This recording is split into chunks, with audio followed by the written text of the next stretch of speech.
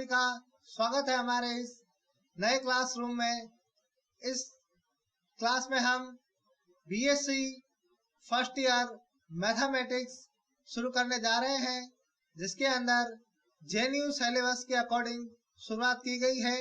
और आज पहला पेपर अलजेब्रा बीजगणित को प्रारंभ किया जा रहा है।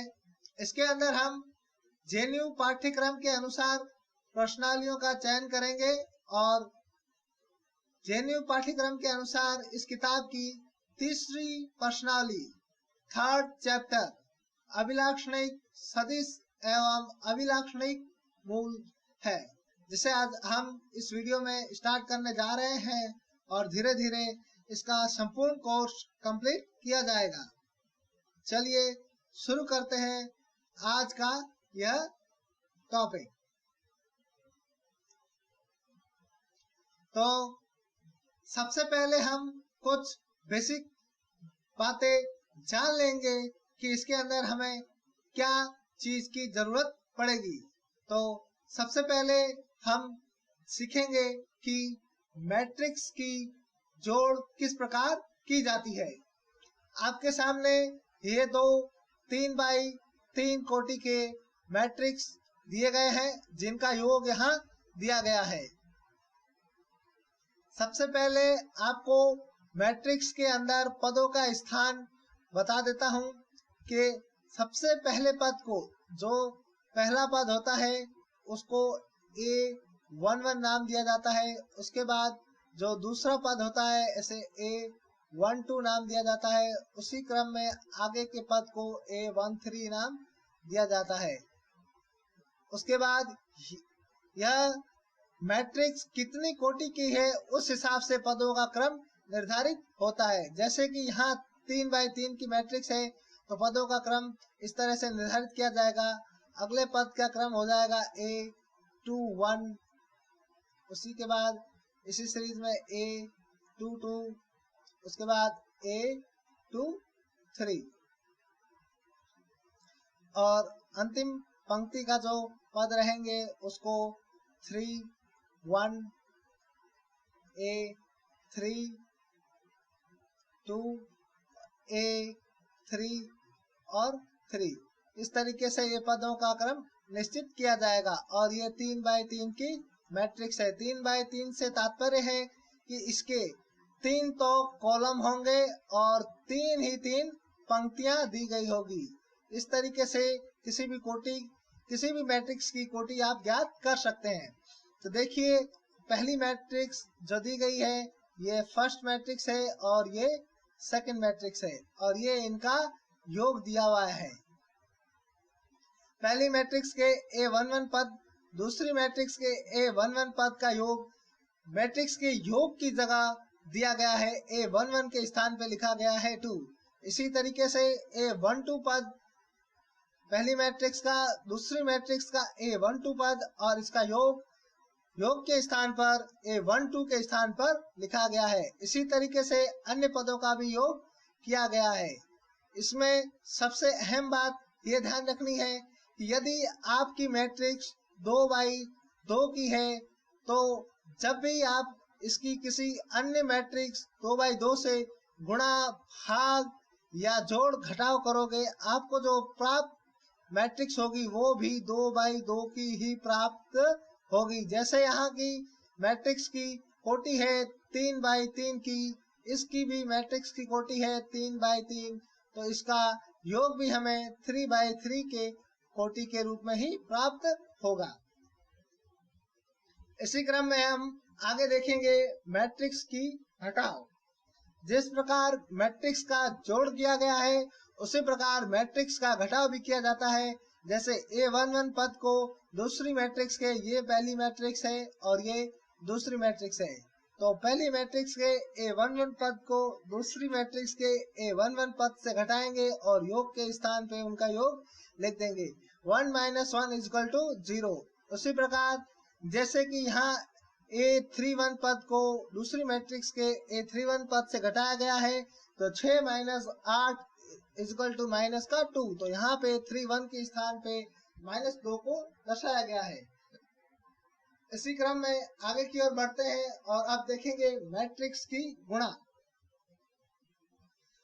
यहाँ पे आपको 2x2 की दो मैट्रिक्स दी गई है, जिसके अंदर गुणा करते वक्त आप ध्यान रखेंगे कि कोई भी मैट्रिक्स, चाहे मैट्रिक्स फर्स्ट और ये दो मैट्रिक्स है, या तो आप पहली मैट्रिक्स की पंक्ति को चुन ले और दूसरी मैट्रिक्स के कॉलम को, या दूसरे मैट्रिक्स के कॉलम को चुन ले और पहली मैट्रिक्स के पंक्ति को। इसी तरीके से आगे गुणा इसकी की जाएगी। जैसे पहली पंक्ति के A11 पद की गुणा दूसरी मैट्रिक्स के पहले कॉलम के A11 के साथ की गई है और यहाँ पर लिखा गया। उसी के बाद जैसे ही अगले पद की गुणा की जाएगी तो प्लस का चिन्ह बीच में लगाएंगे और A12 पद की गुणा 2 1 से की गई है और इसको 1 1 के स्थान पर दर्शाया गया है। उसी तरीके से अगला पद है, जब हम पहली पंक्ति की गुणा दूसरे कॉलम के साथ करेंगे तो पद प्राप्त होंगे 1 × 2 + 2 × 1। उसी तरीके से जब यहाँ दूसरी पंक्ति लेंगे तो फिर पहला कॉलम, फिर दूसरी पंक्ति और फिर दूसरा कॉलम। इसी तरीके से इनका योग प्राप्त हो जाएगा। और जब भी यहाँ 2x2 की मैट्रिक्स है तो इसका गुणन भी 2x2 की मैट्रिक्स ही प्राप्त होगा।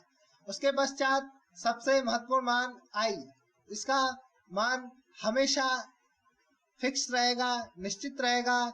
यदि मैट्रिक्स 3x3 की है तो मान 1 0 0 0 1 0 0 0 1 रहेगा। यदि मैट्रिक्स 2x2 की है तो इसका मान 1 0 0 और 1 हो जाएगा, यदि मैट्रिक्स 2x2 की है तो। इसी क्रम में हम इस चैप्टर की महत्वपूर्ण परिभाषाएं जो परीक्षा में पूछी जाती है, 2 नंबर के सवाल के अंदर इस परिभाषाओं को पूछा जाता है, तो उन परिभाषाओं को देखते हैं। सबसे पहले दिया गया है मैट्रिक बहुपद, एक व्यंजक जिसका रूप f lambda = a0 a1 lambda a2 lambda square dash dash am lambda m हो तो इसको m घात का मैट्रिक बहुपद कहते हैं। यदि इसकी कंडीशंस दी हुई है कि a0 a1 a2 dash dash am सभी मैट्रिक्स एक ही कोटि के n के वर्ग मैट्रिक्स हो तथा am not = 0 वर्ग मैट्रिक्सों a0 a1 a2 dash dash am को मैट्रिक्स गुणांक कहते हैं तथा am जो कि लैम्डा की उच्चतम घात का अशून्य गुणांक है को बहुपद का अग्र गुणांक कहते हैं। लैम्डा जो कि एक अदिश होता है को अनिर्धार्य कहते हैं। उपयुक्त परिभाषा के अनुसार प्रत्येक वर्ग मैट्रिक्स A को हम शून्य घात का मैट्रिक बहुपद कह सकते हैं, क्योंकि A = a लैम्डा नॉट। इसी क्रम में अगली परिभाषा है अभिलाक्षणिक मैट्रिक्स। वर्ग मैट्रिक्स A - लैम्डा i जहां ln कोटि का इकाई मैट्रिक्स है को A का अभिलाक्षणिक मैट्रिक्स कहते हैं। अतः A - लैम्डा i, A ये पूरा A है और I ये I आपको पहले ही बता दिया गया था, यहाँ I का मान है और ये लैम्डा है जिसका योग यहाँ पे दिया गया है। इसी क्रम में आगे की ओर बढ़ते हैं और अगली परिभाषा देखते हैं। अगली परिभाषा है आपके सामने अभिलाक्षणिक बहुपद। अभिलाक्षणिक मैट्रिक्स A - लैम्डा i की सारणिक, जिसको सारणिक A - लैम्डा i से प्रदर्शित किया जाता है, को मैट्रिक्स A का अभिलाक्षणिक बहुपद कहते हैं। यहाँ लैम्डा n घात का एक बहुपद है। अतः सारणिक A - लैम्डा i = मैट्रिक्स के अंदर और सारणी के अंदर सिर्फ इतना ही फर्क है कि इसके इस कोणों को हटा दिया जाए तो ये सारणिक बन जाती है और इन्हें लगा दिया जाए तो ये एक मैट्रिक्स है। इसी के साथ अगली परिभाषा है अभिलाक्षणिक समीकरण की। समीकरण सारणिक A - लैम्डा i = 0 को मैट्रिक्स A का अभिलाक्षणिक समीकरण कहते हैं। यह स्वतः ही सत्य है। किसी मैट्रिक्स के अभिलाक्षणिक समीकरण की घात उसकी कोटि के बराबर होती है, अतः a minus lambda I equal to 0। इसी के साथ अगली परिभाषा है अभिलाक्षणिक मूल। अभिलाक्षणिक समीकरण a माइनस लैम्डा आई सारणिक a minus lambda I equal to 0 के मूलों को मैट्रिक्स A के अभिलाक्षणिक मूल कहते हैं तथा सभी अभिलाक्षणिक मूलों के समुच्चय को A का स्पेक्ट्रम कहते हैं तथा समीकरण a minus lambda I equal to 0 और lambda n plus p1 lambda n minus 1 plus p2 lambda n minus 2 dash dash pn equal to 0 के मूल लैम्डा 1 लैम्डा 2 लैम्डा n को A के अभिलाक्षणिक मूल कहते हैं तथा A का spectrum lambda 1 lambda 2 dash dash lambda n। इसी के साथ अगली परिभाषा है अभिलाक्षणिक सदिश। एक वर्ग मैट्रिक्स A का अभिलाक्षणिक सदिश उसके एक अभिलाक्षणिक मूल लैम्डा के संगत कोई एक अशून्य सदिश x होता है जो कि समीकरण ax equal to lambda x और a minus lambda I x equal to 0 को संतुष्ट करता है। मैट्रिक्स A के एक दिए हुए अभिलाक्षणिक मूल लैम्डा के संगत अभिलाक्षणिक सदिशों के समुच्चय को उस सदिश द्वारा जनित सदिश समष्टि कहते हैं। इसी के साथ कुछ महत्वपूर्ण बिंदु है कि किसी भी वर्ग मैट्रिक्स के विकर्णीय अवयवों का योग उसके अभिलाक्षणिक मूलों के योग के बराबर होता है।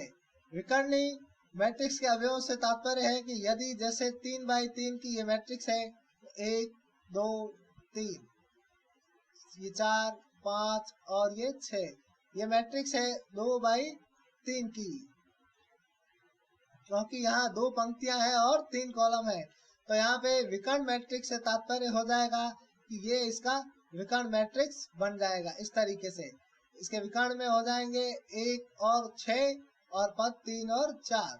उसी के साथ दूसरा बिंदु है कि किसी भी वर्ग मैट्रिक्स की सारणिक का मान उसके अभिलाक्षणिक मूलों के गुणनफल के बराबर होता है।